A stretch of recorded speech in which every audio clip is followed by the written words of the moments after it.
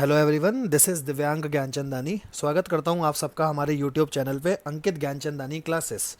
तो class 10th का chapter number 3 pair of linear equation in two variable पर हमारी चर्चा चल रही थी। हमारी एक वीडियो इस पर बन चुकी है पार्ट 1। अब हम आगे पार्ट 2 आज बनाएंगे। पार्ट 2 के कॉन्सेप्ट आज मैं आप लोगों के साथ करूंगा, ठीक है।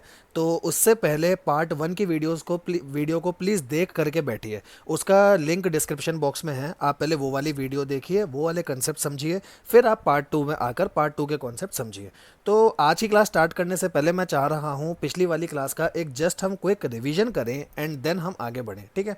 तो रिवीजन बस इतनी सी बात बोलूँगा, बस मैं अपने नोट्स से ही करूँगा, ठीक है। और इस नोट्स की पीडीएफ भी आपके डिस्क्रिप्शन बॉक्स में है, आप वहाँ से जाके डाउनलोड कर सकते हैं। और जब भी मेरी क्लास देखें बस नोट्स को आगे रखिए और समझने पर ध्यान दीजिए रादर देन नोटिंग। नोटिंग बाद में भी हो जाएगी बच्चों, पहले चीज़ों को समझ लो। मेरा मेन मोटिव है आपको मैथ्स में इंडिपेंडेंट बनाना, तो पहले चीज़ों को समझो। आपके पास जो नोट्स हैं उसमें सारी चीज़ें लिखी हुई हैं, बस प्लीज़ मेरे साथ पहले समझो। तो ठीक है, हम आगे बढ़ते हैं। सबसे पहला कॉन्सेप्ट हमने करा था लीनियर इक्वेशन। लीनियर इक्वेशन बच्चों बताओ मेरे साथ क्या होता है। जब एक इक्वेशन एक्स और वाई के वेरिएबल के साथ होती है उसको हम लीनियर इक्वेशन कहते हैं। और linear equation in two variable का मतलब होता है जब वेरिएबल दो हों, एक्स और वाई। अगला कॉन्सेप्ट हमने करा था pair of linear equation. Pair मतलब होता है जोड़ा। जोड़ा जब भी बनता है जब एक दोनों इक्वेशन के बीच का जो वेरिएबल है वो सेम होना चाहिए।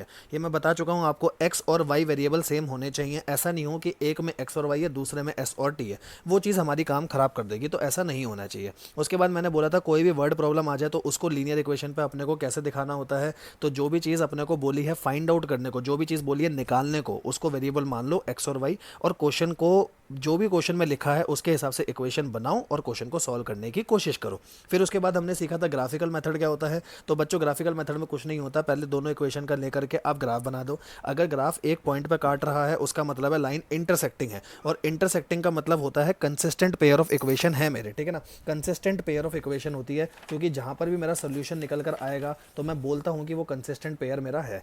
उसके बाद अगली होती थी इन्फाइनाइटली मैनी सोल्यूशन। वो होती थी को इनसाइड लाइन्स की, जब एक लाइन के ऊपर दूसरी होती थी। मैंने इसका आपको एग्जांपल दिया था, ये एक पेन है, एक ही पेन के ऊपर मैंने दूसरा पेन रख दिया, ठीक है ना। तो ये जहां जहां पर भी काट रहा है बच्चों, ये तो हर जगह पर काट रहा है ना, तो इसीलिए इसके इन्फाइनाइटली मैनी सोल्यूशन निकलेंगे। और सोल्यूशन निकलने का मतलब क्या है, कंसिस्टेंट है। फिर से तीसरा हमने ग्राफ पढ़ा था जब लाइन पैरेलल हो। पैरेलल लाइंस आपस में कहीं टच ही नहीं होती, अगर वो कहीं टच ही नहीं होंगी तो सोल्यूशन कहाँ से निकलेगा, और सोल्यूशन नहीं होगा तो पक्का ये इनकंसिस्टेंट ही रहेगी, ये बात आपको पता है।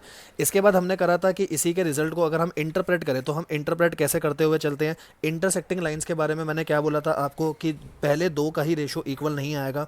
को इंसिडेंट लाइन होती है जब तीनों का रेशो इक्वल होता है। पैरेलल लाइंस होती है पहले दो का रेशो इक्वल होता है, तीसरे का नहीं होता। तो बस मैंने इतना ही पढ़ाया था, जस्ट मैंने उसका एक क्विक रिवीजन दिया आपको।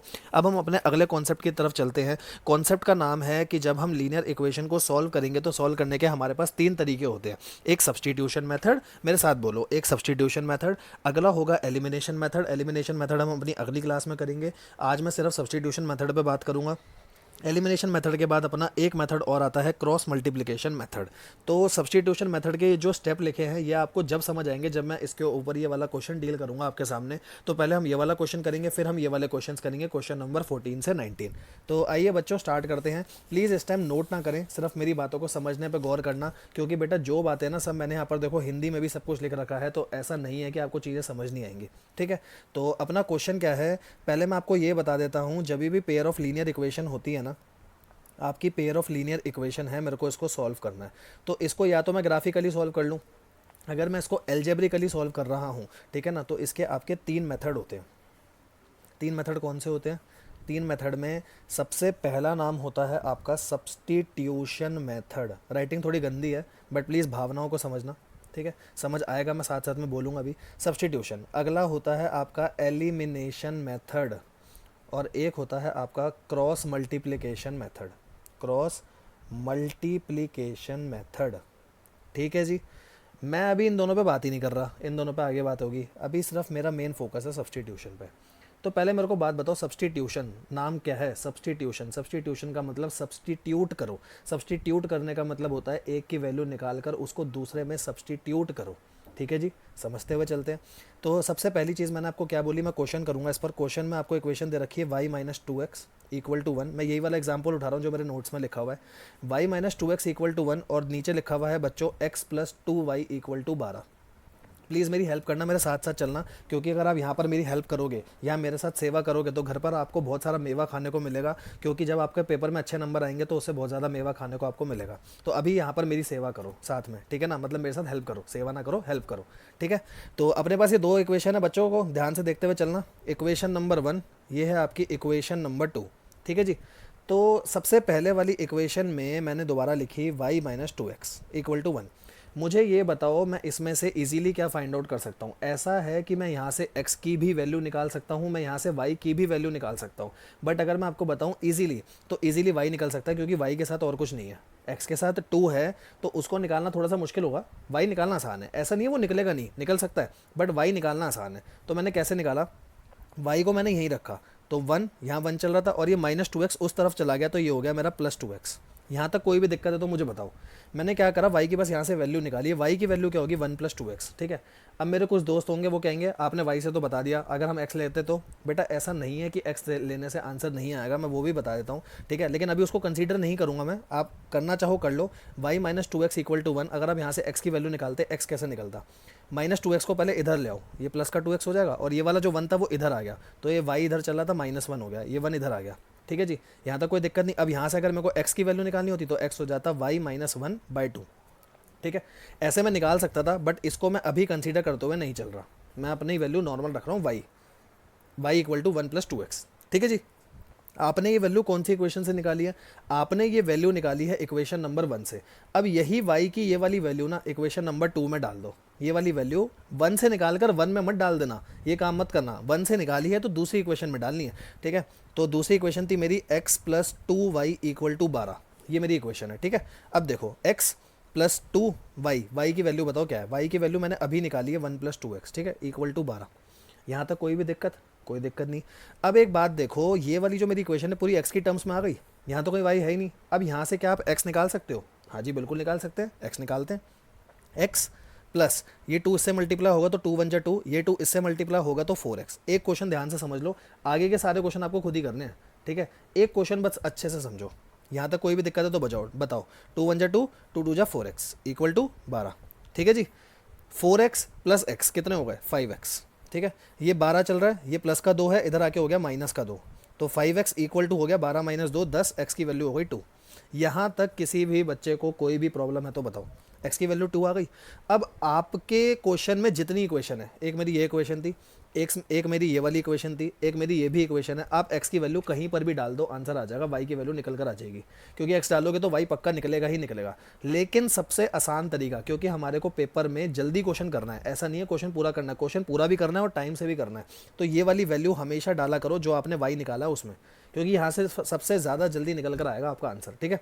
तो अपना इक्वेशन थी y equal to 1 plus two x, अपनी ये इक्वेशन थी y इक्वल टू 1 प्लस 2, यहाँ पर मैंने x की वैल्यू डाल दी 2, ठीक है। मैंने यहाँ पर x की वैल्यू डाल दी 2, तो मेरा y क्या निकल कर आया 1 प्लस 2 इंटू 2 4, तो y की वैल्यू आ गई 5, ठीक है जी। तो एक बार मैं आपको दोबारा से सारे स्टेप बताता हूँ। आपको दो इक्वेशन दे रखी है, मैंने पहले वाली इक्वेशन से एक वैल्यू निकाली y की, ठीक है, y की वैल्यू निकाली, लेकिन वो पूरी वैल्यू अभी नहीं निकली है, ठीक है ना। इसीलिए क्योंकि वो अभी पूरी वैल्यू नहीं निकली है, तो y की ये वाली वैल्यू जिस इक्वेशन से आपने निकाली है उस इक्वेशन को छोड़ करके दूसरी इक्वेशन में वो वैल्यू डाल दो, ठीक है। जहाँ से निकाली हो उसमें मत डालना दोबारा, दूसरे में आपने डाली, दूसरे में डाल करके आपने सॉल्व करा, x आ गया। जब मेरा x आएगा ऊपर की किसी भी इक्वेशन में डाल दो, ठीक है। लेकिन सबसे आसान होता है जो आपकी सबसे लेटेस्ट वाली इक्वेशन है, जो आपने सबसे लास्ट में बनाई है उसमें डाल दो, तो वहाँ से y निकल कर आसान आएगा, ठीक है ना। तो ये पॉइंट हो गया x equal to 2, y equal to 5। इसका मतलब क्या है, अगर ये एक पॉइंट आ रहा है, मतलब अगर इस इक्वेशन का ग्राफ अगर मान लो ऐसा आ रहा है, इस इक्वेशन का ग्राफ ऐसा आ रहा है और जो ये वाली इक्वेशन है इसका ग्राफ ऐसा आ रहा है, तो ये जो पॉइंट है ना ये 2 और 5 है जहाँ पर ये काट रहे हैं। अगर ये मैं पूरा ग्राफ बनाऊँ कि ये मेरा y एक्सिस है, ये मेरा x एक्सिस है, तो ये जहाँ काट रहे हैं वो 2 और 5 है, ठीक है।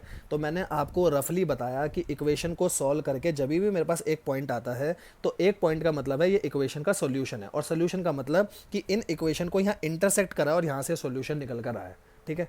मान लो कोई क्वेश्चन सॉल्व करते करते ऐसा पॉइंट आया कि आपकी एक्स की भी वैल्यू नहीं निकल रही, आपकी वाई की भी वैल्यू नहीं निकल रही, उसका मतलब क्या है, ठीक है, तो उसका मतलब होगा इनफाइनाइटली मैनी सोल्यूशन, क्योंकि वहाँ एक सोल्यूशन नहीं निकल रहा, ठीक है। अगर मेरा वहाँ पर एक सोल्यूशन भी नहीं निकल रहा, इसका मतलब वहाँ पे हो सकता है बहुत सारे सोल्यूशन हो सकता है वहाँ पर एक भी सोल्यूशन ना हो, तो मेरे को दोनों बातों को कंसीडर करते हुए चलना है, ठीक है। तो वो हम बातें समझेंगे जब हम क्वेश्चन करेंगे। अब ये जो मैंने यहाँ स्टेप्स लिए हैं ना बच्चों, वो सारे के सारे स्टेप्स यहाँ लिखे हुए हैं, ठीक है।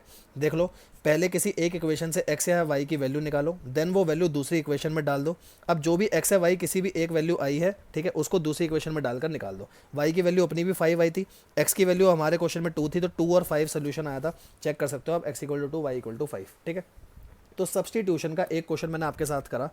एक क्वेश्चन को करने के बाद अब मैं कोशिश करूंगा आगे के सारे क्वेश्चन में जहां पर वर्ड प्रॉब्लम आ रही है वहां आपको इक्वेशन बनाना सिखाऊंगा। मेरा मेन काम है कि आपको मैथ्स के सब्जेक्ट में ना मैं इंडिपेंडेंटली खड़ा कर सकूं, कि आपके सामने नोट्स हों और आप खुद से पढ़ पाओ उसको, ठीक है। तो मेरा काम रहेगा इक्वेशन बनाने तक का, इक्वेशन से आगे सॉल्व करने का काम रहेगा आपका। ऐसा नहीं है कि मैं वहाँ आपको छोड़ के जा रहा हूँ कि बेटा आपको खुद ही सॉल्व करना है, मैं अपना नंबर दे रहा हूँ, ठीक है, नंबर शेयर कर रहा हूँ। आपको कोई भी डाउट आए, कोई इक्वेशन सॉल्व नहीं होती, कुछ नहीं होती, बेटा मेरे को मैसेज भेजो, मैं आपको कह रहा हूँ, मैं आपको पूरा रिप्लाई करूँगा कि आपकी यहाँ गलती है, आपकी ऐसे गलती है, ये गलती है। वीडियो में, पिछली वाली वीडियो में भी मैंने अपना नंबर शेयर करा था, यहाँ पर भी मैं अपना नंबर शेयर कर रहा हूँ, ये मेरा नंबर है। आप इस नंबर पे मेरे को व्हाट्सएप कर सकते हो कभी भी कि सर मेरे को ये प्रॉब्लम आ रही है, मुझे बताओ ये कैसे होगा, ठीक है। मेरा मेन फोकस रहेगा इक्वेशन बनाना, ठीक है। इक्वेशन के आगे सॉल्व करना आसान बात होती है, तो आप खुद कर सकते हो, ठीक है। तो अब इसके बाद अपने को क्या करना है, अपने को इसके बाद करना है क्वेश्चन नंबर 14 से क्वेश्चन नंबर 19, ठीक है जी। आ जाओ फटाफट, अपने नोट्स निकाल के रखना अपने सामने। तो सबसे पहले अपन देखेंगे क्वेश्चन नंबर 14। क्वेश्चन नंबर 14 से करने हैं, मैं 14, 15, 16 अभी करवाऊंगा आपको। तो पहले मैं एक अच्छे क्वेश्चन पे चल रहा हूँ, 17th क्वेश्चन पे, क्योंकि इसके बहुत सारे पार्ट हैं, ठीक है जी। अब देखो 17 क्वेश्चन का पार्ट है पहला, क्या लिखा आगे, बाय सब्स्टिट्यूशन मेथड। क्या पेपर में लिखा आ सकता है सब्स्टिट्यूशन मेथड? हाँ जी बिल्कुल आ सकता है, वो बोल देगा आपको क्लैरिफाई करके सब्स्टिट्यूशन से करो, ठीक है। तो आपको करना पड़ेगा। पहला क्वेश्चन मैं नहीं करा रहा, पहले क्वेश्चन बड़ा आपके सामने नॉर्मल सा है। पहली इक्वेशन से एक्स की वैल्यू निकालो, दूसरे में डालो तो वाई आ जाएगा, फिर उसको किसी में भी डाल दो एक्स आ जाएगा, क्योंकि बहुत नॉर्मल क्वेश्चन है, देखकर ही पता चल रहा है। आंसर है पीछे, लेकिन करना आप पहले खुद से, फिर टैली करना, ठीक है जी। तो मैं अपने अगले क्वेश्चन की तरफ बढ़ता हूँ। इसका सेकंड पार्ट है s minus t equal to 3, ठीक है। और पीछे क्या दे रखा है मेरे को, पीछे दे रखी है ये वाली equation s/3 t/2 equal to 6। तो अभी आ गई फ्रैक्शन में, बच्चा घबराएगा, ये कैसे करूँगा मैं, ये तो नहीं आता मेरे को। तो मैं समझा रहा हूँ ना, रुक तो सही बच्चे। ये क्या दे रखी है, s minus t equal to 3, पीछे वाले पेज पे दे रखी है s minus t equal to 3। एक इक्वेशन है आपकी ये वाली, ये आपकी पहली इक्वेशन है, ठीक है। ये आपकी दूसरी इक्वेशन है। अगर मैं दूसरी इक्वेशन को भी किसी तरीके से ऐसे में कन्वर्ट कर दूं, फिर तो आप कर सकते हो ना। तो देखो इक्वेशन नंबर 1 आपकी ये चल रही है, इक्वेशन नंबर 2 को मैंने लिखा पहले, क्या है, s/3 t/2 इक्वल टू 6, ठीक है जी। मुझे ये बताओ इसका एलसीएम क्या होगा। इसका एलसीएम होगा, 3 और 2 का एलसीएम होता है 6, ठीक है। 3 2 जा 6, तो ऊपर आएगा 2s, है ना। यहाँ पर अगर 2 3 जा 6 है तो 3t आ जाएगा ऊपर, इक्वल टू 6। यहाँ तक कोई दिक्कत नहीं। इस 6 को यहाँ मैं क्रॉस मल्टीप्लाई कर सकता हूँ, हाँ जी बिल्कुल कर सकता हूँ। तो 2s plus 3t equal to 36, ठीक है जी। मैंने आपकी सेकंड इक्वेशन को नॉर्मल में कन्वर्ट कर दिया, अब तो कोई दिक्कत नहीं है। ये आपके पास ये हो गई सेकंड इक्वेशन, ये न्यू वाली सेकंड इक्वेशन हो गई, ठीक है। ये सेकंड इक्वेशन है न्यू वाली, और ये फर्स्ट इक्वेशन है, ये आपकी फर्स्ट इक्वेशन है, ये आपकी सेकंड वाली इक्वेशन है न्यू वाली। क्या अब आप क्वेश्चन सॉल्व कर सकते हो? आपके पास 2 इक्वेशन है, यहाँ से s की वैल्यू निकालो, यहाँ पर s की वैल्यू डाल दो तो t निकल कर आ जाएगा, और उस t को इसमें डाल देना या किसी में भी डाल देना, t की वैल्यू आ जाएगी, ठीक है। थर्ड पार्ट अगेन नॉर्मल है। मैं आज आपके सामने कौन सा पार्ट करूंगा, मैं पार्ट करूंगा एक क्वेश्चन नंबर 4, मतलब इसका फोर्थ पार्ट, क्योंकि यहाँ पर डेसिमल की बात हो रही है, और एक ये वाला पार्ट क्योंकि यहाँ रूट की बात हो रही है, यहाँ बच्चा अटक सकता है। तो मैं ये दोनों पार्ट आपके साथ करके दिखाऊंगा।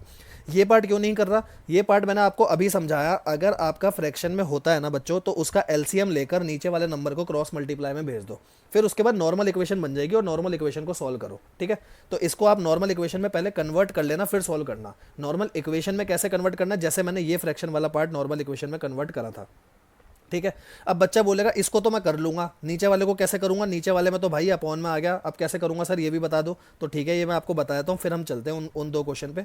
तो एक बात देखो, x/3 y/2 ये दे रखा है 13/6 के बराबर, ठीक है। 3 और 2 का एलसीएम क्या होगा, 6, ठीक है। तो 3 इंटू 2 6 आएगा, तो ये ऊपर कितना हो जाएगा मेरा, ये हो जाएगा 2x, और ये 2 इंटू 3 तो ये हो जाएगा 3y, इक्वल टू क्या चल रहा है 13/6, ठीक है।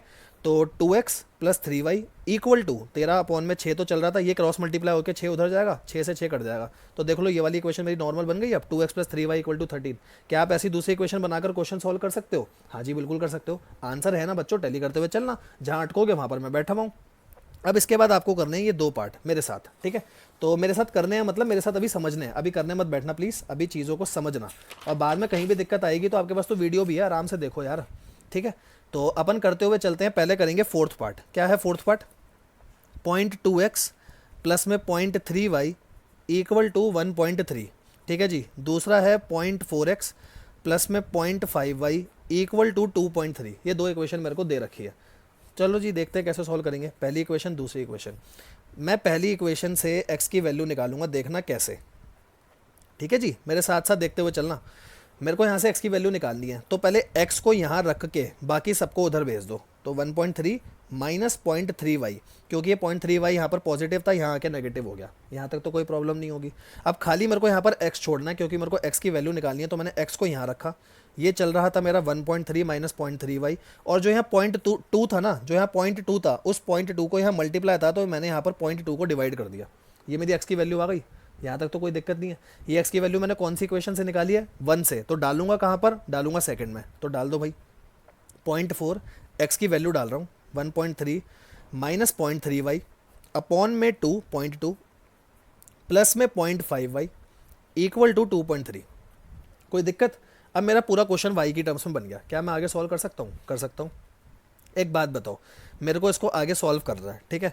तो इसको सॉल्व करने के लिए मैं इन दोनों को काट सकता हूँ। अब अगर ये चीज़ मैं आपको सीधा काट के दिखाऊंगा तो कई बच्चे कंफ्यूज हो सकते हैं। मेरी बात को ध्यान से समझना, मैं क्या कर रहा हूँ। यहाँ मेरा 0.5y चल रहा है, यहाँ मेरा 2.3 चल रहा है। यहाँ तक तो आपको कोई दिक्कत नहीं है, मैं इसको सॉल्व करना सिखा रहा हूँ। ध्यान से देखते हुए चलना। ये है मेरा 0.2, ठीक है, ये मेरा 0.2 है। यहाँ ऊपर है 1.3 माइनस 0.3y, ठीक है, और यहाँ पर है मेरा 0.4। ये दे रखा ना आपको, यहाँ तक तो कोई दिक्कत नहीं। अब देखना, अगर मैंने 0.4 का ये डेसिमल हटाया तो क्या नीचे 10 आएगा मेरा डिवाइड में, है ना। ये डेसिमल हटाऊंगा तो नीचे 10 आएगा, और क्योंकि नीचे 2 नंबर है तो मैं बीच में मल्टीप्लाई का साइन लगा रहा हूँ, है ना, ताकि फ़र्क पता चलता रहे कि इसके साथ ये था, ठीक है। अगर मैं यहाँ से डेसिमल हटाऊंगा तो इसका कहाँ जाएगा? 10। अगर मैंने यहाँ से डेसिमल हटाया तो इसका 10 नीचे आएगा। यहाँ तक कोई दिक्कत? ठीक है ना। इसका डेसिमल इसके नीचे आया, मतलब डेसिमल हटाया 10 यहाँ आ गया, डेसिमल हटाया यहाँ 10 आ गया। यहाँ तक कोई भी दिक्कत? क्या इस वाले 10 से ये वाला 10 कट सकता है? हाँ जी बिल्कुल कट सकता है, क्योंकि मल्टीप्लाई में चल रहे हैं। इस 10 से ये 10 कट गया। ये क्या बचा आपके पास? 4। ये क्या बचा? 2, क्योंकि अब तो डेसिमल रहा नहीं, तो 2 से 4 कट सकता है। ये आ गया मेरा 2, ठीक है जी। चीज़ें समझ आई? मेरे पास बचा 2, तो मेरे पास बचा है 2, 1.3 minus 0.3y plus 0.5y equal to 2.3। अब मेरा क्वेश्चन आसान हो गया ना। अब 2 को पहले 1.3 से मल्टीप्लाई करो, तो 2 को 1.3 से मल्टीप्लाई करने पर आएगा 2.6। 2 को 0.3 से मल्टीप्लाई करोगे आएगा 0.6y। आगे चल रहा है 0.5y इक्वल टू 2.3, ठीक है। माइनस का 0.6y प्लस का 0.5y कितना होगा भाई? माइनस का 0.6 प्लस का 0.5y, तो ये हो गया मेरा माइनस का 0.1y, ठीक है। इधर चल रहा है 2.6, इधर चल रहा है 2.3। अब ये माइनस है तो इसको इधर की तरफ फेंक देता हूँ, इक्वल टू के उस तरफ फेंक देता हूँ, तो ये पॉजिटिव हो जाएगा, ठीक है। और इसको इधर ले आता हूँ तो 2.6 माइनस 2.3 हो जाएगा। कोई दिक्कत नहीं। 2.6 में से 2.3 जाएंगे तो बचेगा 0.3। यहाँ तक भी कोई दिक्कत नहीं। यहाँ है मेरा 0.1y, तो y की वैल्यू क्या आ गई? y की वैल्यू आ गई 0.3 अपॉन 0.1। डेसिमल से डेसिमल हट गया, 3 अपॉन 1, तो 3 हो गई y की वैल्यू। यहाँ तक तो कोई दिक्कत नहीं है, y मेरा 3 आ गया, ठीक है। और अगर मेरा y 3 आ गया तो क्या मैं अब अपना x निकाल सकता हूँ इस वाली इक्वेशन में डाल करके, है ना। x कैसे आएगा? मेरा x था 1.3 माइनस 0.3y अपॉन में 0.2, ये चल रहा है मेरा। तो डाल दो भाई 1.3 माइनस 0.3, यहाँ डालो y की वैल्यू, y है मेरा 3, और नीचे चल रहा है मेरा 0.2। कोई दिक्कत नहीं। 1.3 ये हो जाएगा मेरा 0.9 अपॉन में हो जाएगा 0.2, ठीक है। तो 1.3 में से 0.9 गया, बचा 0.4, यहाँ बचा 0.2। डेसिमल हटे तो क्योंकि एक एक के बाद डेसिमल था, हट गया 4 और 2, ये कट गया तो 2। तो x की वैल्यू आ गई बच्चों 2 और y की वैल्यू आ गई 3। बताओ जी पूरे क्वेश्चन में कोई भी दिक्कत? हो सकता है आपको ये डेसिमल वाला पॉइंट ना समझ आया हो, तो एक बार दोबारा से समझाने की कोशिश करता हूँ। यहाँ से डेसिमल हटाया तो इसका 10 नीचे आएगा, यहाँ से डेसिमल हटाया तो इसका 10 नीचे आएगा। बस एक ट्रिकी पॉइंट यही था। तो पूरे क्वेश्चन में बस यही ट्रिकी पॉइंट था। तो अपन एक काम करते हैं, जब भी आप एक काम करो ना, इसके साथ में से उंगली बना लिया करो। उंगली का मतलब है सबसे ज़्यादा इंपॉर्टेंट बात हमारे पूरे क्वेश्चन की यही है, ठीक है। और अगर ये बात मेरे को समझ आ गई तो मेरे लिए क्वेश्चन आसान हो जाएगा, ठीक है। कैटेगरी बी और सी में डालना क्वेश्चन को आपके हिसाब से कि आपको कहाँ डालना है, कैटेगरी को कैसे एनालाइज करना है, ये मैंने अपनी पिछली वाली वीडियो में आपको बताया था। बट ये क्वेश्चन नंबर 17 का पॉइंट नंबर 4 है ना, क्वेश्चन नंबर 17 का पॉइंट नंबर 4 मैं आपको बोलूँगा कैटेगरी ए में डालो 17 का पॉइंट नंबर 4, क्योंकि अच्छा क्वेश्चन है। और इसके अगला पार्ट भी अभी हम करेंगे, 5th और एक 6th, इन तीनों को तो ए में ही रखना क्योंकि अच्छे पार्ट है मेरे अकॉर्डिंग। अगर आपको लगता है कि नहीं आप पेपर से पहले इनको भूलोगे नहीं और आपके लिए नॉर्मल है, तो बच्चों आप नॉर्मल रख के चलो, कोई दिक्कत वाली बात नहीं है। कैटेगरी को जितना आप अपने अकॉर्डिंग बांटोगे ना उतना आसान रहेगा, क्योंकि लास्ट में पेपर बच्चों आपको देना है, ठीक है। तो हम अपने अगले क्वेश्चन की तरफ बढ़ते हैं। 5th क्वेश्चन, 5th क्या है, मतलब 5th पार्ट क्या है इसका, 5th पार्ट है √2x प्लस में √3y इक्वल टू 0, नीचे दे रखा है √3x माइनस में √8y इक्वल टू 0। तो करते हैं सॉल्व। सबसे पहले मैंने लिखा √2x plus √3y equal to 0। क्या आप यहाँ से x की वैल्यू निकाल सकते हो? x की वैल्यू क्या आएगी, तो पहले मैंने √2x को यहाँ रखा, इसको वहाँ फेंक दिया क्योंकि मेरे को सिर्फ x को यहाँ रखना है। अब इसके बाद x के साथ √2 है तो √2 को भी उस तरफ फेंक दो। कैसे फेंकोगे, यहाँ मल्टीप्लाई उधर जाके डिवाइड हो जाएगा, तो माइनस √3y ऊपर चल रहा है, नीचे आ गया √2। यहाँ तक कोई दिक्कत, x की वैल्यू निकल गई। अब इस x की वैल्यू को मैंने फर्स्ट इक्वेशन से निकाला तो सेकंड में डालूंगा, डाल दो जी सेकंड में। सेकंड में क्या डलेगा, √3, यहाँ x की वैल्यू क्या है, माइनस √3y अपॉन में √2 माइनस में √8y इक्वल टू 0। यहाँ तक तो कोई भी दिक्कत नहीं है। अगर यहाँ तक कोई दिक्कत लग रही है तो प्लीज़ मुझे बताओ, ठीक है। यहाँ तक चल रहा है √3 इंटू √3, √3 इंटू √3 क्या होगा 3y और साथ में चल रहा है माइनस, नीचे चल रहा है √2 यहाँ चल रहा है मेरा √8y इक्वल टू 0। सीधा इसको उधर नहीं फेंक सकता, पहले मेरे को एलसीएम लेना पड़ेगा √2, तो ये हो जाएगा -3y। √2 जब इससे मल्टीप्लाई होगा तो ये हो जाएगा √16y। यहाँ तक कोई दिक्कत नहीं है, इक्वल टू 0। अब √2 को 0 में फेंकूंगा तो ये हो जाएगा, क्योंकि √2 इंटू 0 0 हो जाएगा। नीचे चलेगा मेरा -3y माइनस, क्योंकि √16 4 होता है, 4y इक्वल टू 0। ये माइनस बाहर चल रहा था, √16 का मेरा 4 ही आया, ठीक है। यह आ गया -7y equal to 0, y equal to हो गया 0 अपॉन -7, y इक्वल टू हो गया 0। यहाँ तक कोई भी प्रॉब्लम, y मेरा 0 आ गया। अब इस y की वैल्यू को उठा करके इसमें डाल दो, x आ जाएगा आपका। x दे रखा था मेरे को -√3y अपॉन √2 जो मैंने निकाला था, -√3 अपॉन में √2, y की वैल्यू है 0। किसी भी नंबर को 0 से मल्टीप्लाई करूंगा आएगा 0, तो x की वैल्यू भी 0, y की वैल्यू भी 0, ठीक है। दोनों का सोल्यूशन निकल कर आया है, x की वैल्यू भी 0 आई है मेरी, y की वैल्यू 0 आई है। तो ये दो पार्ट इस क्वेश्चन के मेरे फेवरेट पार्ट है, मुझे अच्छे लगते हैं, तो मैं मान के चलूँगा कि आपको भी इनको करने में अच्छा लगा होगा, ठीक है ना। और इस तरीके से इनकी कैटेगरी एनालिसिस करना। बाकी पार्ट्स को उठा करके आप कैटेगरी बी में डालो, सी में डालो, मुझे फ़र्क ही नहीं पड़ता, लेकिन मेरे को जो अच्छे पार्ट लगे मैंने आपको वो कराए हैं। इसके अलावा किसी भी पार्ट में आपको दिक्कत आ रही है तो प्लीज़ मुझे बताना, ठीक है। तो हम अगले कॉन्सेप्ट पे अपने चलेंगे, अगले क्वेश्चन पे चलेंगे। मुझे क्वेश्चन करने हैं 19 तक, तो अब मैं करूँगा पहले क्वेश्चन नंबर 18। पढ़ते हैं क्वेश्चन क्या दे रखा है। Solve 2x plus 3y equal to 11, 2x minus 4y equal to -24। पहले कह रहा है इनको सॉल्व करो, एक बार सॉल्व कर लो। हैंस मतलब होता है उसके बाद, अगर आपको नहीं पता तो लिख लेना बच्चों, हैंस का मतलब होता है उसके बाद वैल्यू निकालो m की इस इक्वेशन से, ठीक है। तो मुझे खाली ये बताओ, क्या क्वेश्चन का पहला पार्ट आप खुद कर सकते हो? इन दोनों इक्वेशन को, ये जो ऊपर दो इक्वेशन दे रखी है, क्या इन दो इक्वेशन को आप खुद सॉल्व कर सकते हो? और सॉल्व कर क्या मुझे बता सकते हो x कितना आएगा, y कितना आएगा? हाँ जी सर बिल्कुल बता सकते हैं, ये तो अभी आपने सिखाया है। तो हमने निकाला, सोल्यूशन दे रखा है x equal to this, y equal to this. Solution मत चीटिंग करना, पहले खुद से करना। x और y की वैल्यू आ गई, अब मुझे निकालना है m कैसे निकलेगा? अब देखो y equal to mx plus 3 चल रहा है, ठीक है। आपकी y की क्या वैल्यू निकली है 5, y की वैल्यू निकली है 5, m को छोड़ दो, x की वैल्यू डालो। x है मेरा -2 जो उसके साथ मल्टीप्लाई में चल रहा है, और साथ में है +3, ठीक है। +3 है तो यहाँ पर आके -3 हो जाएगा, तो 5 3, और यहाँ चल रहा है मेरा माइनस का 2m। यहाँ तक तो कोई प्रॉब्लम ही नहीं है। 5 - 3 हो गया 2, यहाँ हो गया -2m, m आ गया मेरा 2 अपॉन -2, काटूंगा तो ये आ जाएगा -1, ठीक है ना। तो m की वैल्यू आ गई -1, ठीक है जी। कोई भी दिक्कत आपको नहीं होगी इसमें, ठीक है। 19th क्वेश्चन के खूब सारे पार्ट हैं और इसमें सारे के सारे वर्ड प्रॉब्लम दे रखे हैं। वर्ड प्रॉब्लम के लिए जैसा मैंने आपको बताया था, मेरा मेन फोकस रहेगा इक्वेशन बनाने पे। और अगर एक बार आपको इक्वेशन समझ आ गई ना बच्चों, ट्रस्ट मी, विश्वास करो, आप खुद से आगे क्वेश्चन कर सकते हो और करो। और कहीं नहीं होगा तो मैं बैठा हूँ, मैं खुद बता रहा हूँ आपको, आप एक बार मेरे पास डाउट पूछ कर देखो, मैं उसको पूरा अच्छे से एक्सप्लेन करूँगा, ठीक है। मेरा मेन टारगेट है कि मेरे को कम टाइम में आपके साथ सारे के सारे कॉन्सेप्ट डील करने हैं। और एक बार अगर आपको कॉन्सेप्ट समझ आ गया ना तो क्वेश्चन में कोई दिक्कत नहीं आती। तो अपन बढ़ते हैं 19th क्वेश्चन की तरफ, और 19th क्वेश्चन को अपनी पहली रिवीजन के लिए पहले ही उठा करके कैटेगरी ए में डाल देना। कैटेगरी ए में डालने का रीज़न क्या है, क्योंकि सबसे पहली रिवीजन मैं कर रहा हूँ, मुझे पता है इसमें सारे के सारे वर्ड प्रॉब्लम आ रहे हैं और सारे वर्ड प्रॉब्लम की मेरे को इक्वेशन बनानी आनी चाहिए, इसलिए पहले उठाकर मैंने कैटेगरी ए में डाल दिया। अगली रिवीजन में मैं उसको भले कैटेगरी बी में डालूँ, सी में डालूँ, वो मेरा चॉइस है, ठीक है, लेकिन अभी मैं उसको कैटेगरी ए में रखूँगा, ठीक है जी। 19th क्वेश्चन पहला पार्ट पढ़ते हैं, क्या लिखा है। Difference between two number is 26, दो नंबर के बीच का डिफरेंस है 26। मैं कह रहा हूँ, मैंने ले लिया एक नंबर, ऐसे ले लेते हैं, let one number be x. अगर एक नंबर मेरा एक्स है और अदर नंबर मतलब मेरा दूसरा नंबर वाई है, तो क्या मैं ऐसे लिख सकता हूँ x minus y equal to 26। यहाँ तक तो कोई दिक्कत नहीं है। उसने बोला था दो नंबर के बीच का डिफरेंस 26 है।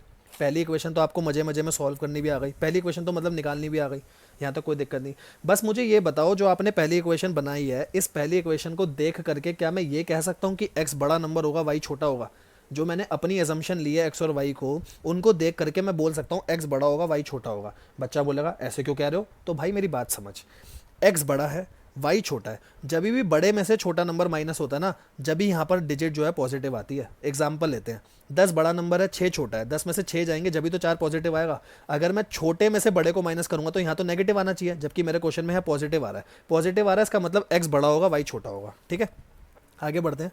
अब one number is 3 time the other, एक नंबर दूसरे के 3 गुना है, एक नंबर दूसरे के 3 गुना है। तो पहले मेरे को एक बात बताओ, एक नंबर x, एक नंबर है y, x और y में से बड़ा कौन सा है? x और y में से बड़ा है x, मतलब यही पक्का 3 गुना होगा इसके लिए।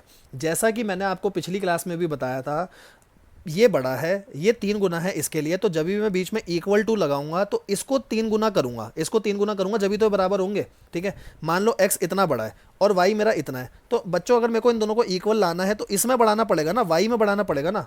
ये मेरा x था, ये मेरा y था, y तो पहले इतना था, तो इसको यहाँ से यहाँ तक लेकर जाऊंगा ना मैं, तो इसीलिए मैंने इसमें 3 गुना करा, ठीक है। मेरी एक इक्वेशन ये हो गई। तो अब तो देखो क्वेश्चन ने कितना आसान दे दिया, x की वैल्यू आपको ये 3y दे दी, ये 3y यहाँ डाल दो, y निकल कर आ जाएगा, फिर x निकाल लेना, ठीक है जी। तो बढ़ते हैं हम इसके बाद अपना सेकंड पार्ट पे। सेकंड पार्ट क्या है अपना? सेकंड पार्ट है the larger of to supplementary angle. तो मैं कह रहा हूं, पहले आगे क्वेश्चन को पढ़ने से पहले मुझे ये बता दो सप्लीमेंट्री एंगल और कॉम्प्लीमेंट्री एंगल होते क्या है। तो मैं हमेशा बच्चों को ना एक ट्रिक बताता हूं, बच्चा ये भूल जाता है कॉम्प्लीमेंट्री का सम 90 या 180 में से क्या होता है, सप्लीमेंट्री का सम 90 और 180 में से क्या होता है। तो हमेशा ना ऐसे याद रखा करो। सेकंड क्वेश्चन अभी मैं करूंगा, कॉम्प्लीमेंट्री की स्पेलिंग बताओ क्या होती है। स्पेलिंग स्टार्ट होती है सी से, है ना। सप्लीमेंट्री की स्पेलिंग स्टार्ट होती है एस से, ये बात आपको पता है। ए बी सी डी में पहले सी आता है फिर एस आता है, ए बी सी डी में पहले सी आता है फिर एस आता है। काउंटिंग में पहले 90 आता है फिर 180 आता है। मैंने कोई बात गलत तो नहीं लिखी ना? ए बी सी डी में पहले सी बाद में एस, काउंटिंग में पहले 90 बाद में 180। तो सी का मतलब हो गया 90, एस का मतलब हो गया 180। इसका मतलब कॉम्प्लीमेंट्री एंगल का सम हमेशा 90 होगा, सप्लीमेंट्री का सम हमेशा 180 होगा। ऐसे याद रखना, कभी भूलोगे नहीं। ए बी सी डी में पहले सी बाद में एस, काउंटिंग में पहले 90 बाद में 180। तो इसका मतलब सी डिनोट करता है 90 को, एस डिनोट करता है 180 को। अब हम बढ़ते हैं, अपना क्वेश्चन क्या था, the larger of to supplementary angle. तो एक बात बताओ, इसको मैं आगे पढ़ ही नहीं रहा अभी, उसने बोला 2 सप्लीमेंट्री एंगल है, तो 2 अगर सप्लीमेंट्री एंगल है, मेरा सेकंड पार्ट अब चालू हुआ है, मैंने एक सप्लीमेंट्री एंगल को x मान लिया, एक को मैंने y मान लिया, तो क्या दोनों का सम मिलाकर 180 होगा? एक इक्वेशन तो मेरी नॉर्मल ही बन गई, ठीक है ना। क्या दोनों को मिला करके मेरा सम 180 डिग्री होगा? बिल्कुल होगा, क्योंकि 2 एंगल सप्लीमेंट्री जब ही होते हैं जब उनका सम 180 होता है, ठीक है जी। और क्या बोला था उसने? उसने बोला था द लार्जर ऑफ टू, इन दोनों में से जो भी बड़ा है ना, exceed the smaller by 18 degree. अब एक बात समझो, ये एक लार्जर है, हम मान लेते हैं एक्स लार्जर है, ऐसा नहीं है वाई को नहीं मान सकता, वाई को भी मान सकते हो, ठीक है। एक्स लार्जर है, वाई छोटा है, तो वो कह रहा है जो लार्जर है ना वो वाई से कितना बड़ा है। ये गैप दे रखा है आपको कि ये एक्स है वाई है, तो ये कितना गैप है? ये गैप आपको दे रखा है 18 डिग्री का, कि ये 18 है। तो मुझे एक बात बताओ, ये एक्स है ये वाई है, ठीक है, ये बड़ा है, ये बड़ा है, तो मैं अगर इसके बीच में इक्वल टू लगा रहा हूं तो वाई में 18 जोड़ूंगा ना, वाई में 18 जोड़ूंगा जब भी तो ये दोनों इक्वल हो पाएंगे। तो मैंने वाई में 18 जोड़ा, अब ये दोनों इक्वल हो गए मेरे, तो ये दूसरी इक्वेशन बन गई मेरी। तो एक इक्वेशन मेरी ये रही, दूसरी इक्वेशन मेरी ये रही। बताओ बच्चों, क्या खुद से सॉल्व कर सकते हो? बिल्कुल कर सकते हैं सर, ये तो आपने बहुत आसान कर दिया, तो करके दिखाओ, प्रूफ करो। नेक्स्ट पार्ट करते हैं अपन, थर्ड पार्ट पढ़ते हैं। थर्ड पार्ट तो बहुत ही ईजी है। The coach of cricket team by 7 bat 6 ball. मैं कह रहा हूँ बैट को मान लेते हैं एक्स, ऐसा हमने क्वेश्चन पहले भी करा है। बॉल को अपन मान लेते हैं वाई। यहाँ तक तो कोई प्रॉब्लम ही नहीं है ना बैट और बॉल को मानने के लिए, कि एक बैट की कॉस्ट हो गई एक्स, बॉल की कॉस्ट हो गई वाई, ठीक है। तो पहला है 7x प्लस में 6y इक्वल टू 3800 रुपये, 3800, यहाँ तक कोई दिक्कत नहीं है, ठीक है। फिर उसके बाद उसने दोबारा 3 बैट खरीदे, मतलब अब कॉस्ट हो जाएगी 3x, और फिर उसने 5 बॉल खरीदी हैं तो अब हो जाएंगी 5y इक्वल टू ये हो जाएगा 1750। क्या आपके पास दोनों इक्वेशन आ गई? दोनों इक्वेशन को आप सॉल्व कर सकते हो। यहाँ पर वैल्यू थोड़ी सी बड़ी है तो घबराना मत, ऐसा नहीं है कि हो नहीं सकता, आप करके देखना पक्का होगा, ठीक है।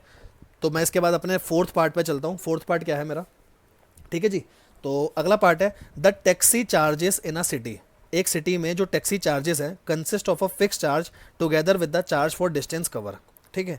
तो पहले इस लाइन का ना आपको मतलब समझाता हूँ। इस लाइन से वो क्या कहना चाह रहा है? इस लाइन से वो कहना चाह रहा है कि भाई अगर तुम टैक्सी पे लेने गए ना, तो टैक्सी वाला ड्राइवर तुम्हें कह रहा है बाबूजी देखो बात ऐसी है, तुम मेरे से जितने किलोमीटर चलवा लो, ठीक है, चाहे तुम 1 किलोमीटर चलवाओ, चाहे 2, चाहे 10, चाहे 15, मैं तुम्हारे से 100 रुपये तो लूँगा ही लूँगा। मैं एक लेट कर रहा हूँ, एक अमाउंट लेट कर रहा हूँ कि मैं तुमसे 100 रुपये तो पक्का लूँगा ही लूँगा, ठीक है। मैं इस चीज़ को थोड़ा सा पिक्चराइज करके आपको बताता हूँ। फोर्थ पार्ट, ठीक है, ये मैं हूँ, ठीक है, ये मैं हूँ भाई, लड़की मत समझना, लड़का हूँ मैं, ठीक है, ये मैं हूँ, और ये है झमूरा सा टैक्सी का ड्राइवर, ठीक है, ये टैक्सी का ड्राइवर है, ठीक है। मैं गया इसके पास, मैंने कहा भाई ऐसी बात है मुझे ना यहाँ से कनाट प्लेस जाना है, सीपी जाना है। ये कह रहा बाबूजी ऐसी बात है, तुम 1 किलोमीटर चलो, तुम 10 किलोमीटर चलो, तुम कितने भी चलो, तुम मेरे को 100 रुपये तो दोगे क्योंकि तुम मेरी टैक्सी पे बैठ रहे हो, और इस 100 के अलावा मैं तुमसे पर किलोमीटर के कुछ पैसे लूँगा, पर किलोमीटर के मैं तुमसे 5 रुपये लूँगा। उसने बोला 100 रुपये फिक्स है, 100 रुपये तो लूँगा, जितने किलोमीटर चलोगे ना उसके 5 रुपये के हिसाब से पैसे लूँगा, 5 रुपये 1 किलोमीटर के। तो मैंने हिसाब लगाया, भाई मेरे घर से सीपी दूर है, मान लो 6 किलोमीटर, मैंने बोला 6 किलोमीटर, तो मैंने कहा अगर मेरे को इसको पैसे देना है तो मैं कितने पैसे दूंगा? मैं इसको 100 रुपये फिक्स दूंगा, ठीक है जी, और 1 किलोमीटर के 5 रुपये हैं, ऐसे मेरे को 6 किलोमीटर चलने हैं तो इसके पैसे हो गए 30 रुपये, तो मतलब मैं इसको टोटल पैसे दूंगा 130 रुपये। बात समझ आई? कि फिक्स पैसे भी दूंगा और पर किलोमीटर के भी मेरे को उसको कुछ पैसे देने हैं। तो अब हम अपना क्वेश्चन पढ़ते हैं, अब आपको क्वेश्चन पढ़ना आसान होगा। वो कह रहा है कोई फिक्स चार्ज है, उसके साथ जितना डिस्टेंस आप कवर कर रहे हो उसका भी कोई चार्ज है, ठीक है। तो मैं अपने क्वेश्चन में फिक्स चार्ज को x मान लेता हूँ। जैसे मैंने यहाँ 100 माना था, 100 तो मेरे को दे नहीं रखा ना, अब फिक्स चार्ज मैंने x मान लिया, और पर किलोमीटर का चार्ज मैंने y मान लिया, कोई दिक्कत नहीं। तो उसने बोला अगर मैं 10 किलोमीटर चलता हूँ तो मेरे पैसे बने 105 रुपये। अगर मैं 10 किलोमीटर चलता हूँ, अब 10 किलोमीटर के पैसे निकालते हैं हम। पहले तो फिक्स है, अगर मैं फिक्स चलूँगा, ठीक है ना, फिक्स चलूँगा तो फिक्स पैसे दूंगा कुछ x, ठीक है, और 10 किलोमीटर साथ में चल रहा हूँ तो 10 किलोमीटर के हो गए 10 इंटू वाई, क्योंकि 1 किलोमीटर के वाई हैं तो 10 किलोमीटर के हो गए 10 इंटू वाई। इनका टोटल खर्चा मिला करके है ये 105 रुपये, कोई दिक्कत नहीं, बिल्कुल नहीं। आगे बढ़ते हैं अपन, ठीक है। ऐसे ही आपको अगली इक्वेशन भी दे रखी होगी, अपन अगली इक्वेशन बढ़ते हैं कि अगली इक्वेशन क्या लिखी है अपनी, ठीक है। तो ये देखो अब आपको दिख रहा होगा, ठीक है, कि 15 किलोमीटर के पैसे हैं 155, तो 15 किलोमीटर का मतलब हो गया एक फिक्स चार्ज दे रहा हूँ x और आगे चल रहा हूँ 15 किलोमीटर, तो 15y, इसके पैसे हैं 155। अब आप इन दो इक्वेशन को सॉल्व कर सकते हो, क्योंकि ये इक्वेशन आपकी बन गई x plus 10y equal to 105, ये बन गई आपकी x plus 15y equal to 155। बस मैंने इन दोनों इक्वेशन को मल्टीप्लाई करके लिखा है। अब इनको सॉल्व करना आपके लिए आसान हो गया, ठीक है। तो आई होप आपको टैक्सी का कॉन्सेप्ट समझ आया होगा। जब आप यहाँ से x और y की वैल्यू निकाल लोगे, फिर वो कह रहा है भाई ये बताओ 25 किलोमीटर का चार्ज कितना होगा। तो जब आपने यहाँ से x और y की वैल्यू निकाल दी तो मैं ये कह सकता हूँ x प्लस 25y, यहाँ पर x की वैल्यू डाल दूंगा जो निकली है और y की वैल्यू डाल दूंगा, तो x प्लस 25y का मतलब 25 किलोमीटर की कॉस्ट मेरे पास निकल कर आ जाएगी, ठीक है जी, ठीक है। आई होप आपको पूरा का पूरा कॉन्सेप्ट क्लियर हुआ है। अगले कॉन्सेप्ट पे चलते हैं। Fraction become 9/11 if 2 is added both to the numerator and denominator. कभी भी क्वेश्चन आ रहा है अपना फ्रैक्शन का, तो मैं कह रहा हूं पहले न्यूमरेटर को x मान लो, डिनोमिनेटर को y मान लो। पहले इतना काम करो, न्यूमरेटर को x, डिनोमिनेटर को y। तो ये बताओ मेरा फ्रैक्शन क्या बना? फ्रैक्शन होता है न्यूमरेटर अपॉन डिनोमिनेटर, तो फ्रैक्शन बन गया मेरा x/y। अब पढ़ते हैं क्वेश्चन की कंडीशन क्या है, ठीक है जी। तो क्वेश्चन की कंडीशन मेरे को क्या दे रखी है? क्वेश्चन की कंडीशन दे रखी है फ्रैक्शन 9/11 हो जाता है अगर मैं 2 जोड़ देता हूँ न्यूमरेटर और डिनोमिनेटर दोनों में। तो मेरा ये चल रहा है फ्रैक्शन, अगर मैं न्यूमरेटर में 2 जोड़ दूँ, डिनोमिनेटर में 2 जोड़ दूँ, तो फ्रैक्शन हो जाता है मेरा 9/11। ये मेरी एक इक्वेशन हो गई, ठीक है जी। अब इस इक्वेशन को सॉल्व कैसे करूँगा? पहले क्रॉस मल्टीप्लाई कर लो। क्रॉस मल्टीप्लाई करने का मतलब 11 into x plus 2 equal to 9 into y plus 2, ठीक है। सॉल्व करते हैं। 11x plus 22 equal to 9y plus 18, ठीक है। तो 11x, 9y को इधर ले आओ, माइनस 9y, इक्वल टू 18, 22 को उधर लेके जा रहा हूँ, माइनस का 22, ये हो गया -4 और ये हो गया 11x माइनस 9y। तो मेरी एक इक्वेशन तो बन गई 11x minus 9y equal to -4। समझ आ गया होगा आपको। अब इसी के साथ अपन दूसरी इक्वेशन बनाते हैं। दूसरी इक्वेशन क्या बोली है उस भाई ने, कह रहा है अगर मैं 3 जोड़ दूँ न्यूमरेटर और डिनोमिनेटर में तो फ्रैक्शन हो जाएगा 5/6। अभी चल रहा है मेरा ये x/y, और अगर मैं 3 जोड़ दूँ, यहाँ पर भी 3 जोड़ दूँ, यहाँ पर भी 3 जोड़ दूँ, तो ये हो जाएगा मेरा 5/6। ठीक है, फिर से क्रॉस मल्टीप्लाई कर दो, 6 इंटू एक्स प्लस 3, 5 इंटू में वाई प्लस 3। तो अगर मैं इसको सॉल्व करूंगा तो बताओ भाई क्या आएगा, 6x प्लस में 18 इक्वल टू 5y प्लस में 15। ठीक है, तो 6x, 5y को इधर ले आया, -5y इक्वल टू 15 माइनस 18। तो ये हो गया मेरा -3 और ये हो गया 6x माइनस 5y। अब अगर आपके पास दोनों इक्वेशन आ गई तो क्या आप इन दोनों इक्वेशन को सॉल्व करके x और y की वैल्यू निकाल सकते हो? हाँ जी, बिल्कुल निकाल सकते हैं, कोई प्रॉब्लम ही नहीं है इस क्वेश्चन में। तो इसी के साथ अपना 19 का लास्ट पार्ट आता है। अपना 19 का लास्ट पार्ट है, 6th पार्ट। क्या कह रहा है, 5 ईयर हैंस। हैंस का मतलब मैंने आपको पहले भी बताया था, हैंस का मतलब होता है बाद में, मतलब आज से 5 साल बाद। ठीक है, रिलेशन किसका दे रहा है, जैकोब और उसके बेटे का। तो जैकोब की एज मैंने x मान ली और जैकोब के सन की एज मैंने y मान ली, कोई दिक्कत नहीं। ठीक है, तो सबसे पहले वो कह रहा है 5 साल हैंस। 5 साल हैंस मतलब हो गया 5 ईयर फ्रॉम नाउ। तो बेटा ये बताओ 5 ईयर फ्रॉम नाउ को क्या मैं ये कह सकता हूँ 5 साल बाद एक्स, इसकी जैकोब की एज क्या होगी, अगर जैकोब की अभी एज x है तो 5 साल बाद हो जाएगी x प्लस 5, ये हो गई जैकोब की। ठीक है, और जैकोब के बेटे की हो जाएगी, अगर अभी y है तो y प्लस 5, ये उसके सन की एज हो गई। यहाँ तक ठीक है। क्या कह रहा है, the age of Jacob will be 3 time that of his son, कि 5 साल बाद जो इनकी एज है ना, इसका मतलब जो जैकोब की एज है, ये जैकोब की एज है और ये मेरी सन की एज है, जैकोब इसके 3 गुना हो जाएगा। फिर से वही बात, अगर जैकोब इसके 3 गुना हो रहा है तो मैं जैकोब में 3 मल्टीप्लाई नहीं करूंगा, इसमें मल्टीप्लाई करूंगा। इसको सॉल्व करूंगा, एक इक्वेशन मेरी यहाँ से आ जाएगी। आगे बढ़ते हैं, आगे क्या लिखा है, आगे कह रहा है 5 ईयर अगो। 5 ईयर अगो का मतलब 5 साल पहले जैकोब की एज थी 7 time to that of his son. ठीक है, तो अगर अभी इसकी प्रेजेंट एक्स है तो जैकोब की 7 साल पहले कितनी होगी, 7 ईयर अगो। 7 ईयर अगो इसकी एज हो जाएगी x माइनस 7। अगर अभी मान लो 10 है तो 7 साल पहले 3 साल होगी, ऐसे ही। तो x माइनस 7 ये है जैकोब की, और सन की थी y माइनस 7। तो वो कह रहा है 7 साल पहले, 7 साल पहले बोला, 5 साल पहले बोला है, 7 नहीं है या 5 है बच्चों, 5 ईयर अगो बोला उसने। तो यहाँ 5 लूंगा, यहाँ पर भी 5 लूंगा। ठीक है, तो x माइनस 5 यहाँ लूंगा, y माइनस 5, यहाँ तक कोई दिक्कत नहीं। जैकोब था 7 गुना, 7 गुना है ना, हाँ 7 गुना। तो जैकोब अगर इसके 7 गुना था तो मैं 7 इसमें मल्टीप्लाई करूंगा पूरे में। ठीक है ना, तो जब भी इन इक्वेशन को सॉल्व करो बस एक बात ध्यान रखना, जब ये 3 मल्टीप्लाई होगा तो 3 y से भी मल्टीप्लाई होगा, 3 5 से भी मल्टीप्लाई होगा। बच्चा ये गलती बहुत बार करता है, सिर्फ y से मल्टीप्लाई करता है। ठीक है, 7 मल्टीप्लाई होगा तो 7 y से भी मल्टीप्लाई होगा, 7 आपका 5 से भी मल्टीप्लाई होगा। दोनों इक्वेशन को आप सॉल्व करोगे और हम आगे क्वेश्चन को बढ़ाएंगे। ठीक है जी, यहाँ तक कोई भी प्रॉब्लम नहीं। अब इसके मैंने आपको स्टार्टिंग के ना कुछ क्वेश्चन छुड़वाए थे, क्वेश्चन नंबर 14, 15, 16। तो आज फटाफट हम वो क्वेश्चन देख लेते हैं। इन क्वेश्चन में कुछ था नहीं, इसलिए मैंने सोचा बाद में करा देता हूँ। तो solve the following pair of equation of substitution method. कोई भी क्वेश्चन नहीं है, बेकार क्वेश्चन है, कैटेगरी सी का क्वेश्चन है, क्योंकि अगर आपको कॉन्सेप्ट आता है तो आप इस क्वेश्चन को कैटेगरी सी में डालोगे, इसलिए मैंने बाद के लिए रखा हुआ था। ठीक है, आगे बढ़ते हैं। 15th question. 15th क्वेश्चन क्या है, the cost of 2 pencil and 3 eraser in is 9। ठीक है, एक पेंसिल की अगर कॉस्ट x है, मान लो एक पेंसिल की कॉस्ट x है और इरेजर की y है, तो हो गया 2x plus 3y equal to 9। ठीक है जी, अगला है 4x plus 6y equal to 18। यहाँ तक तो कोई दिक्कत नहीं है। अब इन दोनों इक्वेशन को जब आपने सॉल्व करा ना, बस मैं आपको यहाँ पर एक बात समझाना चाहता हूँ। ये क्वेश्चन अच्छा है, क्वेश्चन नंबर 15 को कैटेगरी बी में डालना। ठीक है, ये क्वेश्चन अच्छा है, इसलिए मैं इसको कैटेगरी बी में रख रहा हूँ। ठीक है, इससे पहले वाला 14 क्वेश्चन आप कैटेगरी सी में डाल सकते हो, मेरे हिसाब से कोई प्रॉब्लम वाली बात नहीं है। 15 क्वेश्चन और इवन जो मैं 16 क्वेश्चन आपको समझा रहा हूँ, दोनों क्वेश्चन कैटेगरी बी में रखना, क्योंकि इन दो क्वेश्चन में थोड़ा सा एक ट्रिकी पॉइंट है। ट्रिकी पॉइंट क्या है, बस वो ट्रिकी पॉइंट मैं आपके साथ डील कर रहा हूँ। जब आपने यहाँ से एक्स की वैल्यू निकाली, फर्स्ट इक्वेशन से आपने एक्स की वैल्यू निकाली, ये एक्स की वैल्यू आ गई और आपने वाई में डाला। तो y में जब आपने इसको डाला तो आपने इसको सॉल्व करा, ये आ रहा है आपको। सॉल्व करने के बाद की बात लिख रहा हूं मैं। ठीक है, 18 minus 6y plus 6y equal to 18, ये निकल कर आ रहा है मेरा। 18 minus 6y plus 6y equal to 18, ये निकल कर आ रहा है। तो अगर मैंने यहाँ पर 6y से 6y काट दिया तो ये आ गया 18 इक्वल टू 18। मुझे एक बात बताओ, ठीक है ना, इस स्टेप के बाद की बात कर रहा हूँ, यहाँ तक आप क्वेश्चन खुद सॉल्व कर सकते हो। उसके बाद मैंने काट के लिखा 18 इक्वल टू 18। इसका मतलब है भाई यहाँ तो y भी नहीं बचा, यहाँ तो x भी नहीं बचा। ठीक है ना, तो वेरिएबल में अगर आपका y भी नहीं बच रहा, x भी नहीं बच रहा, तब क्या बात होगी। ठीक है ना, मैंने आपको बताया था, मान लो अगर x और y नहीं बचता, उसका मतलब क्या होता है, उसका मतलब है इनके बहुत सारे कॉमन सोल्यूशन है। क्योंकि मान लो बच्चों यहाँ y अगर मेरा बचता और y की कुछ एक वैल्यू आती, तो उस एक वैल्यू को मैं ऊपर डाल के पक्का x भी कुछ निकालता। ठीक है ना, तो मेरा x और y कुछ निकलता। तो जब मेरा y कुछ बचा ही नहीं तो x निकलेगा ही नहीं।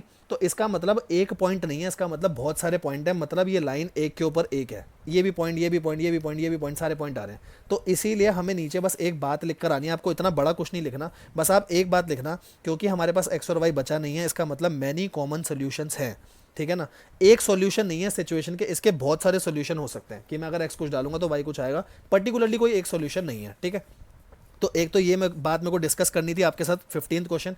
ऐसे ही 16th क्वेश्चन में एक बात डिस्कस करनी है, क्या है, two rail are represented by the equation, एक इक्वेशन ये रही, एक इक्वेशन ये रही, represent this situation geometrically, geometrically बोला, ग्राफिकली नहीं बोला। तो ज्योमेट्रिकली क्या है, वैसे तो मतलब दिखाना चाहो तो ग्राफिकली भी आप दिखा देना, कोई बड़ी बात नहीं है। बाद में वो कह रहा है will the rail cross each other. Cross का मतलब क्या होता है, रेल क्रॉस का मतलब होता है एक रेल ऐसे चल रही है, एक रेल ऐसे चल रही है, क्या ये कहीं पर काट रही है, मुझे ये बात बतानी है, या ये रेल ऐसे चल रही है कि एक ऐसे एक ऐसे, मतलब पैरेलल है, इंटरसेक्टिंग लाइन है, क्या है मुझे ये बताना है, ठीक है। तो फिर से जब मैंने क्वेश्चन को सॉल्व करा, ठीक है, अब की बार मैंने क्या करा, देखो इक्वेशन दे रखी है x प्लस 2y माइनस 4, मैं इक्वेशन लिख लेता हूँ, x plus 2y equal to 4, यहाँ माइनस 4 था उसको इधर ले गया, x plus 2y equal to 4। दूसरी इक्वेशन है 2x plus 4y equal to 12, minus 12 था इधर लेके प्लस 12 हो गया मेरा, ठीक है जी। मुझे एक बात बताओ, अगर ये काट रही है तो ये जो पॉइंट है, ये मेरा जो भी पॉइंट है, ये दोनों इक्वेशन को सेटिस्फाई करना चाहिए ना, क्योंकि ये पॉइंट इस वाली लाइन पर भी आ रहा है, ये पॉइंट इस वाली लाइन पर भी आ रहा है। तो मैं काम करता हूँ, यहाँ से x की वैल्यू निकाल कर इसमें डाल के देखता हूँ, क्या इसमें डालने पर मेरी इक्वेशन सेटिस्फाई हो रही है, और अगर हो रही है तो भाई ठीक है, नहीं हो रही तो दिक्कत वाली बात है। x की वैल्यू मैंने निकाली पहली इक्वेशन से, वो आएगी 4 माइनस 2y, ठीक है। 4 माइनस 2y मैंने इसमें डाला, 4 minus 2y plus 4y equal to 12, ठीक है जी, मैंने डाला, सॉल्व करो, 2 4 जा 8, 2 2 जा 4y plus 4y equal to 12। देखो ऊपर जैसा क्वेश्चन बन गया, माइनस 4y से प्लस 4y कट गया, ये आ रहा है 8 इक्वल टू 12। पहली बात तो जो मेरा ऊपर वाला क्वेश्चन था, यहाँ 18 इक्वल टू 18 आ रहा था, 18 इक्वल टू 18 का मतलब है LHS और RHS तो बराबर थी ना, क्योंकि मेरी LHS और RHS बराबर थी, इसीलिए मैंने बोला था एक लाइन के ऊपर दूसरी लाइन है, बहुत सारे सोल्यूशन है, क्योंकि ये LHS और RHS को इक्वल प्रूफ कर रहा था। बट हमारे इस वाले क्वेश्चन में तो ये लास्ट में इक्वल भी नहीं आया, LHS 8 है, RHS 12 आ रही है, और x और y मेरा बचा नहीं। तो पहले एक बात बताओ, क्या x और y बचा नहीं तो मैं ये कह सकता हूँ कि इसके बहुत सारे सोल्यूशन है। बेटा आपको दो बात चेक करनी है, पहली बात कि एक्स वाई नहीं बचा, तो उसके बाद ये चेक करो क्या LHS और RHS बराबर आ रही है। जैसे इस वाले क्वेश्चन में एक्स और वाई नहीं बचा था, लेकिन LHS RHS बराबर थी, तो मैंने बोला बहुत सारे सोल्यूशन है।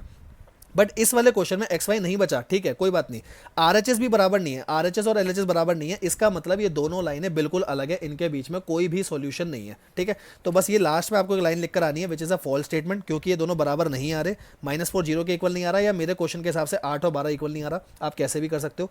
Do not have a common solution, और अगर इनके बीच में कॉमन सोल्यूशन नहीं है तो ये दोनों रेल कभी भी क्रॉस नहीं करेंगी, और क्रॉस नहीं करेंगी इसका मतलब ये दोनों लाइन, ये दोनों रेल मेरी पैरेलल हैं, ठीक है।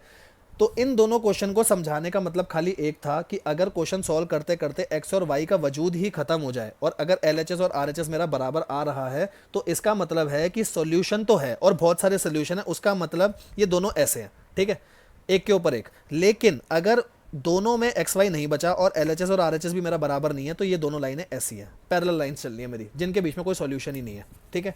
तो आई होप आपको अपने सारे कॉन्सेप्ट क्लियर हुए होंगे। तो फटाफट बस मैं एक छोटी सी आपको रिवीजन देता हूं कि आज हमने क्या पढ़ा। आज हमने खाली सब्स्टिट्यूशन पढ़ा है, तो सब्स्टिट्यूशन के ये वाले नोट्स खाली आपको यहाँ से पढ़ने हैं, वो भी सिर्फ हिंदी पढ़ोगे तो बहुत आसानी से क्लियर हो जाएगा आपको कि एक्स या वाई में से पहले किसी एक की वैल्यू निकाल करके दूसरी इक्वेशन में डालूंगा, वहाँ से एक्स और वाई आएगा, फिर उसको किसी इक्वेशन में डालकर एक्स और वाई निकालूंगा, और इस बेसिस पर मैंने अपने सारे के सारे क्वेश्चन करे। आई होप आपको सारी चीज़ समझ आई होंगी। अगली क्लास हमारी जो होगी उसमें हम एलिमिनेशन मेथड पढ़ेंगे, बट उससे पहले बेटा जितने क्वेश्चन है ना, ये 14 से 19 मैंने आपके साथ एक एक क्वेश्चन डिस्कस करा है, तो प्लीज इन क्वेश्चन को हाथ से करके आंसर मैच कर मेरे साथ बैठना, ताकि आपको आगे की वीडियो में अच्छी तरीके से समझ आए, ठीक है जी। और जिसने ये वाली वीडियो से पहले वाली वीडियो नहीं देखी, पहले वो वाली वीडियो देखे, क्योंकि उसमें कॉन्सेप्ट नंबर 4 तक हुए हैं। उसके बाद आज हमने कॉन्सेप्ट नंबर 5 का फर्स्ट पार्ट करा खाली सब्स्टिट्यूशन। नेक्स्ट क्लास में हम डील करेंगे एलिमिनेशन मेथड, ठीक है जी। तो बस इतना ही बोलूँगा, बाकी घर पर रहो, सेफ रहो, बी हैप्पी, कीप स्माइलिंग। मिलेंगे अपनी नेक्स्ट वीडियो में, और प्लीज़ कमेंट करके बताना आपको कोई प्रॉब्लम है वो भी बताना, अच्छी लगी वीडियो तो प्लीज़ वो भी कमेंट करके बताना, लाइक करना। और आपके जितने दोस्त हैं जो क्लास 10th में हैं, जिनको प्रॉब्लम होती है ये वाला चैप्टर समझने में, या आगे जैसे और चैप्टर्स की वीडियो आएगी, तो प्लीज़ इस वीडियो को शेयर करो, ज़्यादा से ज़्यादा लोगों में शेयर करो, ताकि वो अच्छे से पढ़ सके। और आपको अच्छी लगी तो प्लीज़ बताना, ठीक है। Thank you so much, bye bye, take care.